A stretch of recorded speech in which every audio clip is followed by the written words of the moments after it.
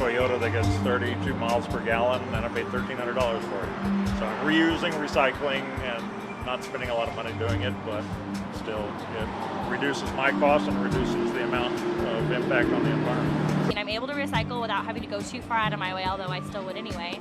I ride my bike. I walk, ride my bike, try not to use too much petroleum.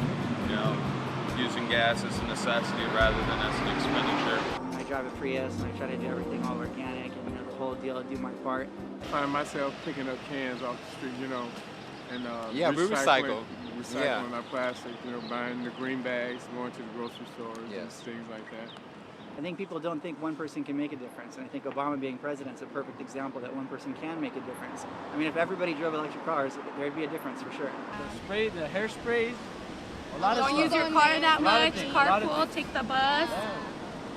Save trees, plant more. Yeah, why not? A lot of things. When I'm not at home, I unplug all my appliances except for the refrigerator. It's so easy, like every day in life, just turning off the lights or turning off your computer when you're not using it. Doing a big thing about it, but it's, I think it's the way you teach your children. That's the only thing that you, at my level, it's the only way I think we can help.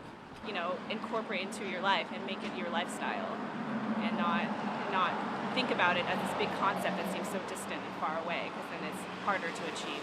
I also think like you look after your house, you look after everything you use, and you use the planet, so you should look after it, you know, like just pay some respect. One laser beam and goodbye White House. You talk about global warming. Oh, I'm trying to go green. But I often wonder if a lot of it's propaganda, but I mean, I'm trying. The more we can move towards an eco-friendly environment, the better. The Earth is designed, you know, to withstand these kinds of changes because it has over time, but you know, everything on the Earth will have to adapt. Global warming is fundamentally a justice issue right now.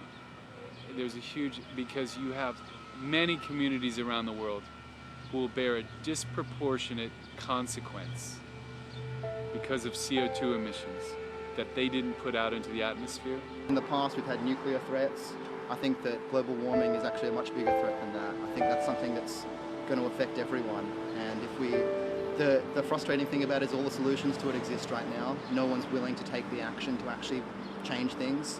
And yet, Bangladesh, sea level rise is going to displace 60 million people. The Arctic, the Inuit, their world is melting right now. These aren't the ones who created global warming. People in the industrialized world, primarily the United States. It's become an issue of business versus the environment, and that's not the issue. What we've really got here is an issue where we've got human beings in grave threat.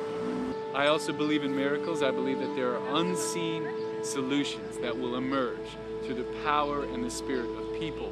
We can change it for the positive. We can have all the conveniences we can have everything that we want and still be environmentally sustainable. I don't know why people aren't taking the action to do it.